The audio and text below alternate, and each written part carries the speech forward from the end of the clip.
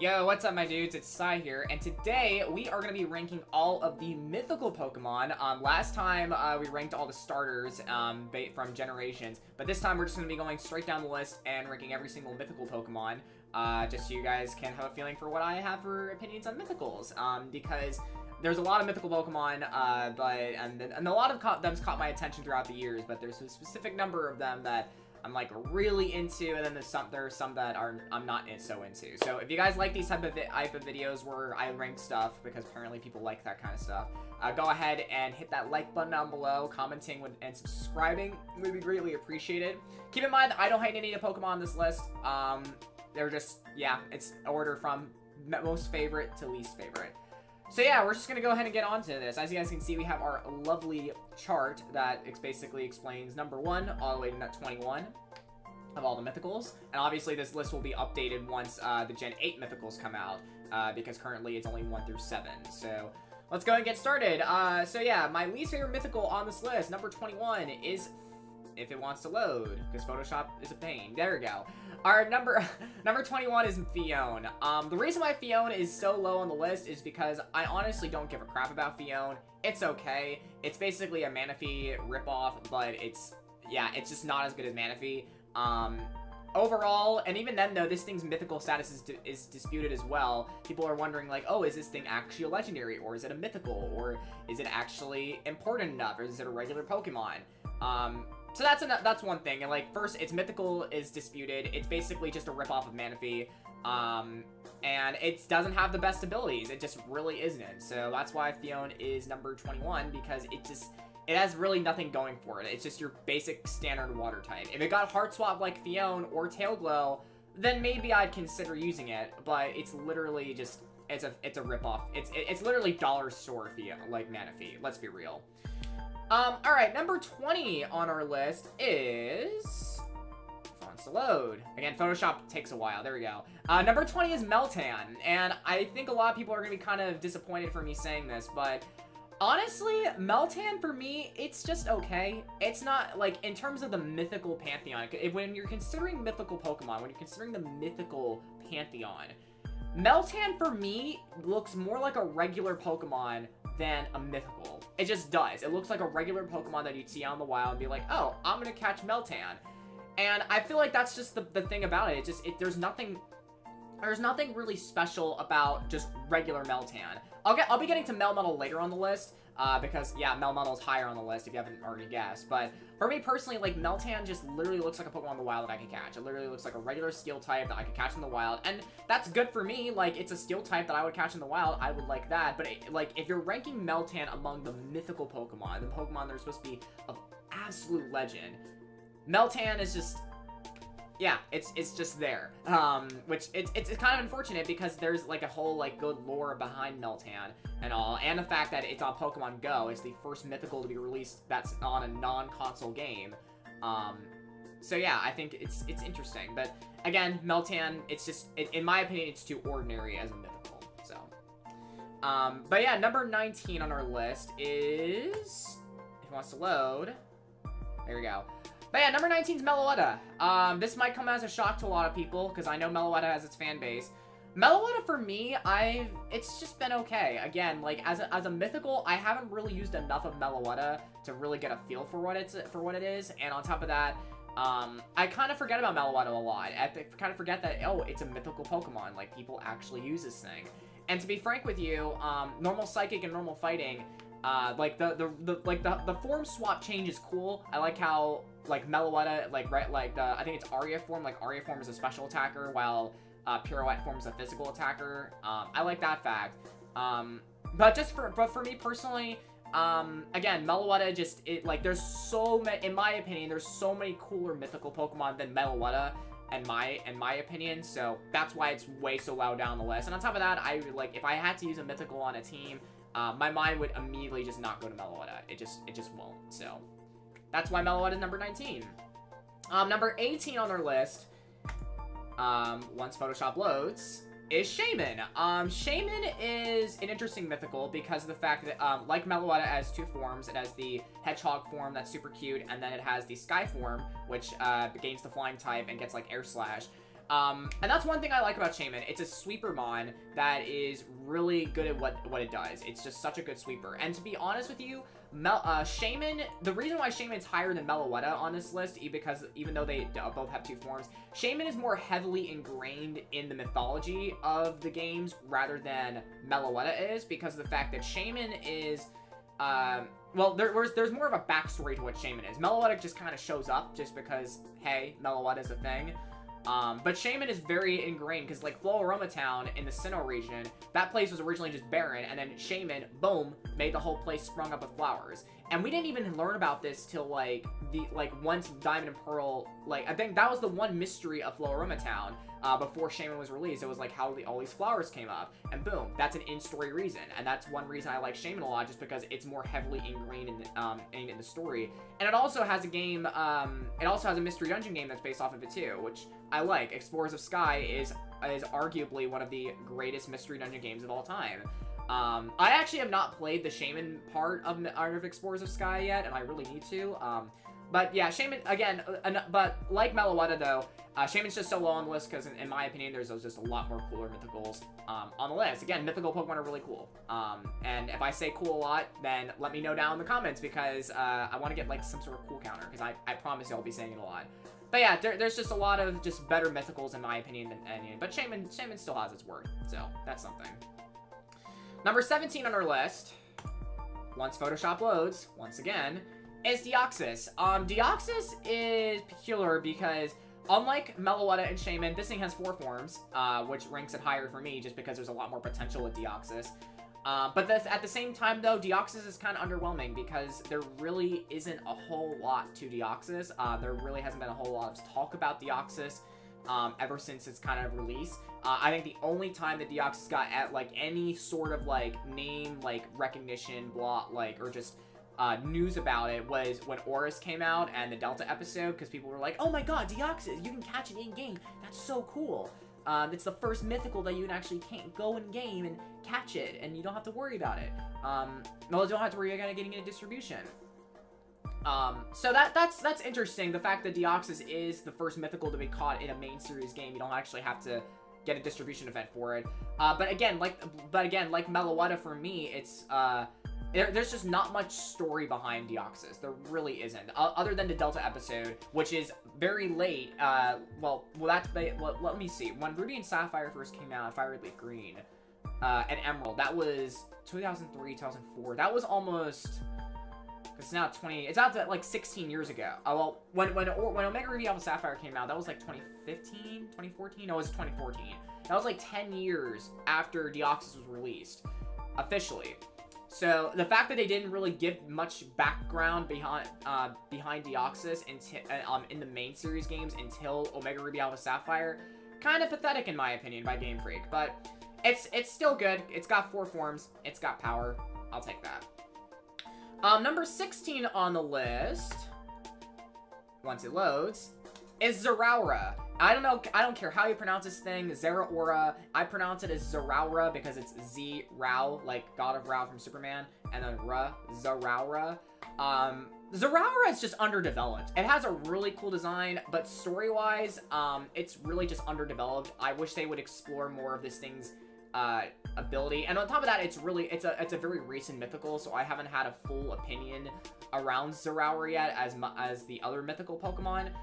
But again, like Zeraora for me, again, it's just underdeveloped. There's not like in game when you catch a Zeraora, there really isn't much to it. There's not much sustenance to like, oh, why is Zeraora a mythical? Why is it this thing? I like its design. I like it in competitive. It's a cool mon, but it's just under development. And I wish there was more to it because I think there's a cool vibe to what Zeraora has to offer. But it's just being underdeveloped is why it's number 16. But I like it just because its design wise is awesome and it can kick some serious butt in competitive. So yeah. Number 15 on my list. I would consider it much more of an average mythical, and that would be Volcanion. And the reason Volcanion is kind of in the middle tier of these mythicals, is because it's okay. It has a decent backstory with the geysers on its back. It has a really unique typing of fire water. I think that's the first Pokemon that's ever been a fire water type, so that's one reason I like it. It's really strong and competitive because it can use Steam Eruption and which is basically Super Scald. It's super powerful, and it's just overall intimidating. When you look at Volcanion, it's like, oh shoot, like I better watch myself against this thing because it can literally just send a bunch of steam at you and just instantly like just incinerate you. It's crazy. And Volcanion is like compared to the other two mythicals from Kalos, Volcanion is probably the most underdeveloped out of the three, which is one reason it's lower on the list than those two. We'll be getting to those again shortly.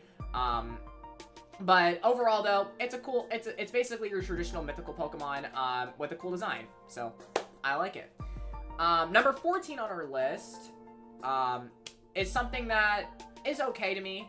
And that's Darkrai. Darkrai I like simply just because it's just overall spooky. It gives off just a spooky, intimidating vibe. Dark typing is really cool for a mythical typing. It is literally the anti-Sandman. Whenever I think of Darkrai, these days it reminds me of, I don't know if you guys have seen, it was like Legend of the Guardians or whatever. It was like a DreamWorks movie. But the main villain of that, Pitch, reminds me so much of Darkrai because it's literally like the bringer of nightmares. It's bringer of darkness and all that. And I think it's a really cool idea because we haven't really had a lot of evil mythical Pokemon. We haven't had a lot of evil-esque like legendaries. We haven't really had that vibe to it. I think the only like, if you want to count evil per se, I guess like Giratina. But Darkrai has been a villain of the Pokemon series for a while. It's been a villain for Mystery Dungeon. It was a villain in the, what was it? The Pokepark franchise or whatever that was. I kind of want to play Pokepark one day. I think that would be cool. But regardless, like, Darkrai, but it has an anti-heroic thing in, I think in one of the movies or whatever. So there's a lot of sides to Darkrai, and that's what makes it cool. It has a cool signature move known as Dark Void, because basically puts everyone to sleep, even though its accuracy got nerfed in future games, which sucks. But yeah, overall, it's intimidating, it's spooky, it has an awesome design, dark typing, the evilness around it, just fascinates me, and I like that about Darkrai. So number 13 on this list is Keldeo. There we go. It wants to load. It is Keldeo. Keldeo is number 13 because I actually really like the Swords of Justice trio. And when they added a fourth one, I was like, oh, Keldeo, that looks cool. I want to use it. The Resolute form is okay. There's not really much to it. It's just more of just allowing Keldeo to use a signature move, which is Secret Sword. But overall, though, it's a nice, powerful Sweepermon, and it has a decent design. And it has a good enough lore around it because I like how the Swords of Justice in game were like, hey, we're gonna train up another Pokemon to be like one of us, and that's basically the whole Three Musketeers vibe. That's the whole Three Musketeers vibe around like the Swords of Justice. It's like, oh, we have the main three, you train up a fourth one, and boom, it all works out. And this fourth one's supposed to be like the most powerful one. And to be fair, it is because Keldeo, it gets like Hydro Pump, it gets Secret Sword, Icy Wind. Bunch of good moves. So yeah, Keldeo is number 13. It's kind of just average for mythical wise for me. So yeah. Number 12 on this list. A lot of you may be shocked that I'm putting this thing kind of lower on the list. But that mon is Celebi, and Celebi has an interesting vibe to it because it's literally a time travel Pokemon. It goes around time traveling to different periods in history and revives their forests, and that gives it a nice environmentalist vibe to it. And I kind of like that about Celebi. It's just she's just like, hey, I'm going to travel back in time, revive the forest, go back to the future, present or future, and do what I need to do there. It's kind of just a guardian of life, and I appreciate that from Celebi.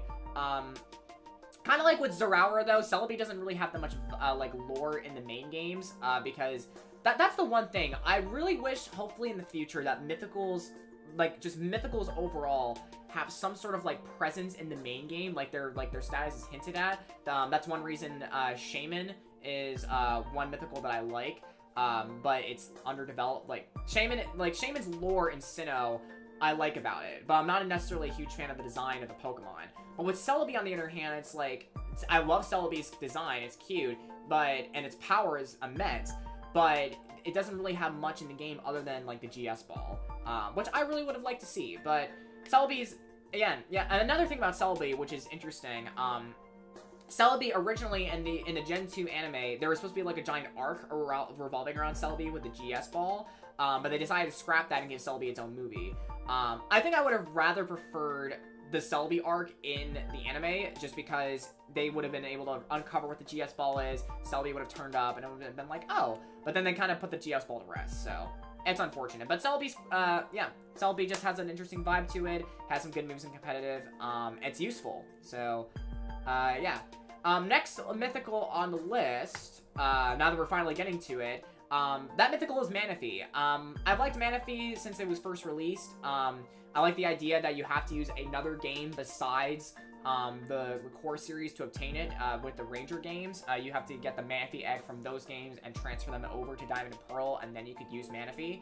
And then the fact that this thing is basically such a beast in competitive. Tail Glow Manaphy is super good with a Rain Dance up, with Hydration. Once you get that Rain Dance up with the Tail Glow, you can't really stop Manaphy. There's very few things that can stop Manaphy, because of the fact it's pure water, so Grass and Electric are the only things, and unless you can fire off like a giant Frenzy Plant or a Thunderbolt at this thing to kill it, there's really not much stopping Manaphy. So yeah, that's one reason. I like it just because it's super powerful and competitive. Number 10 on the list. We're finally getting the top 10. Number 10 is Diancie. And the reason why Diancie is number 10 is because compared to the other members of the top 10, Diancie is okay.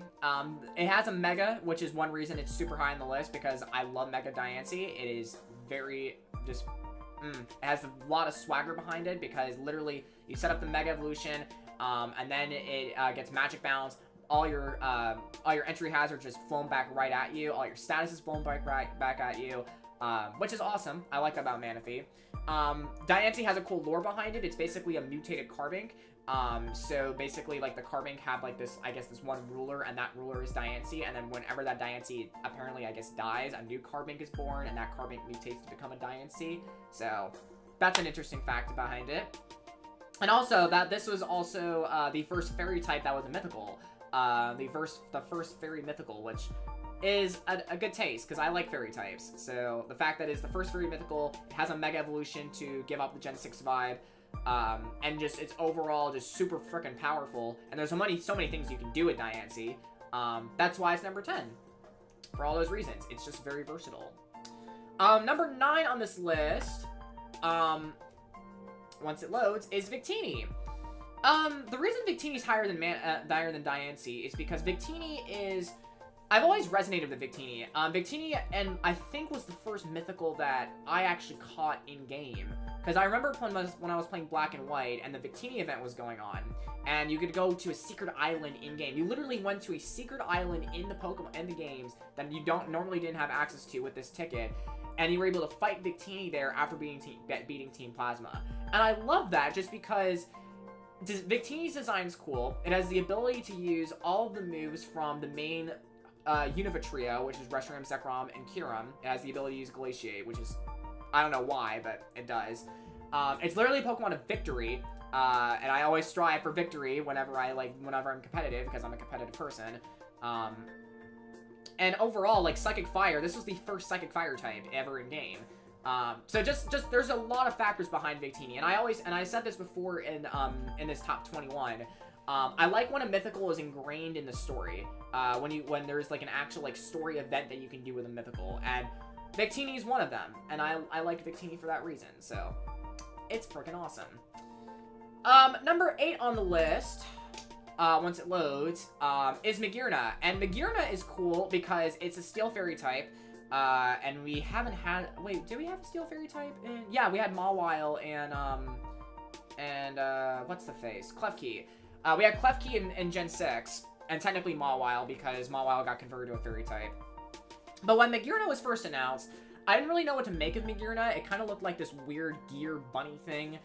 But when I started using Bagheera in competitive, and when I started, like, looking at the lore behind Bagheera, it's interesting because it's literally an artificial Pokemon. Like, it is literally something that was completely built on its own. It had no involvement from any other Pokemon. Because the thing about, like, Mew and Mewtwo, for instance, is that Mewtwo was built from Mew's genes. It's literally a, like, clone of Mew. But Bagheera was built just because why not? And I think that's a really fascinating thing. It's like, where did Bagheera's power source come from? Like, where did Bagheera get these factors? The fact that it gets Floor Cannon, which is a really strong Fairy-type move. It gets Shift Gear, it can boost its speed up and then destroy you instantly. But Soul Heart basically being a special Moxie boost. And the fact that Bagheera kind of acts as like a pseudo-Tapu for Aether Paradise, because Aether Paradise, well, if you think about Alola as region-wise, there are 4 Tapu Pokemon, and each of those Tapus are the guardians of each of their islands. But Aether Paradise doesn't really have a Tapu, even though it's like the 5th island, per se. So Bagheera is sort of that pseudo-Tapu for Aether Paradise, which is kind of a good way to look at things.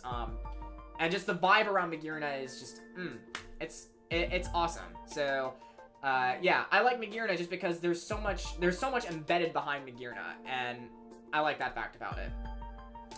Number 7 on this list, if it wants to load, is Genesect. Genesect is on this list because of the fact, I like the design of Genesect. It looks freaking cool. And on top of that, though, it has the ability to basically change the type of its signature move, depending on the drive it has. So, like, you can have a Douse Drive Genesect, you can have a Burn Drive Genesect, you can have a Shock Drive Genesect. There's a lot of things you can do with Genesect, that makes it unique. And it's fast. This thing went toe-to-toe with Mewtwo, by the way. Like, Genesect went toe-to-toe with Mewtwo. It was there. That's one reason I liked it a lot, because it had the power to go up against a very classic legendary, being Mewtwo. And the fact that the Genesect, in the movie, the female Genesect was very sympathetic, which I liked it for that. But, the Genesects overall, like like an ancient Pokemon that was revived by Team Plasma, I like that evilistic vibe that Genesect brings. Even though Genesect's not really evil, it's just trying to escape from Team Plasma. So, but yeah, it's a cool mon. I like Genesect. Techno Blast is awesome, and it has a lot of versatility. Number 6 on the list is Hoopa, and Hoopa is number 6 because Hoopa gives off such a mischievous prankster vibe to him. That I just adore. It's cool for that reason. Like the Hoopa Confined is cute. Hoopa Unbound is a freaking monster. Like, if you look at that thing, that literally is like the bringer of the apocalypse right there, and I love that about him, because he's literally like, Hoopa's just like, oh, le Hoopa ring, and just literally sends like hyperspace fury down, like, no. And the fact that Hoopa can travel dimensions with its rings, it's kind of a parallel to Celebi, because like Celebi is the time travel Pokemon, so it can move through time, while Hoopa is the dimension, like, goes through dimensions. It can literally just go through dimension with its rings, and like summon things through them. So it's kind of, they're like, in a way, Celebi and Hoopa are like the mini Dialga and mini Palkia of the Mythicals, which I think is a cool thing. And the fact that Hoopa Confined and Hoopa Unbound is so, I love that about him. And also, I got a shiny Hoopa in a Wonderlock one, so I was like, hell yeah. Freaking love Hoopa. Great mon. Number 5 on our list is Melmetal. So Melmetal is number 5, because Melmetal basically is Meltan, but it explains everything of, like, why Meltan is significant. Melmetal is the one who who taught humans about, like, how to use metal or how to create metal. It is literally a symbiont of all of the previous Meltan. So I kind of wish that Melmetal specifically was, like, a secret mythical, and we didn't know about Meltan and Melmetal until when Let's Go Pikachu and Eevee came out, because I think there would have been some cool things about it. The one thing I love that Melmetal is just this hunking brute. It is literally there to smack you across the head. It has a really interesting move with double Iron Bash, which hits you like twice in a row. It's awesome. It's very bulky. It's defensive. Like, Assault Vest Melmetal is going to be awesome. Like, I can't wait till Sword and Shield comes out when you can transfer Melmetal in the games, because I will gladly use that in competitive. Like, an Assault Vest Melmetal, like, boom, I will destroy things with that. And Melmetal's design is just epic. I love the fact that, again, it's a hulking brute that's somewhat kind. It's basically like the Iron Giant. So, I like that about it. And it has a cool lore. So, that's the thing. Number 4 on this list is the original. It is Mew. Mew is number 4 on the list because it is the original Mythical. It is the one that basically set this whole Mythical train. Mew is the reason why it is not the original 150. It is the original 151 of Pokemon. It is the secret Pokemon that everyone was like, oh my god, what about Mew? And the cool thing about Mew for me, I've been using Mew a lot recently. It is so versatile. The thing has so much potential behind it. It's a cute design. It has a nice shiny as well. I love the shiny for Mew.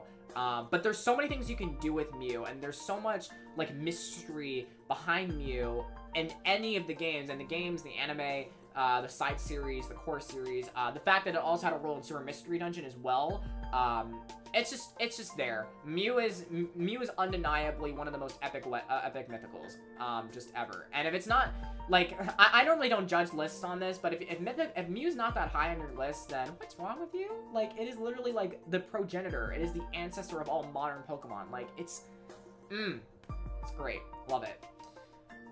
So final 3. So the final 3 on this list, the first one, number 3, is Marshadow.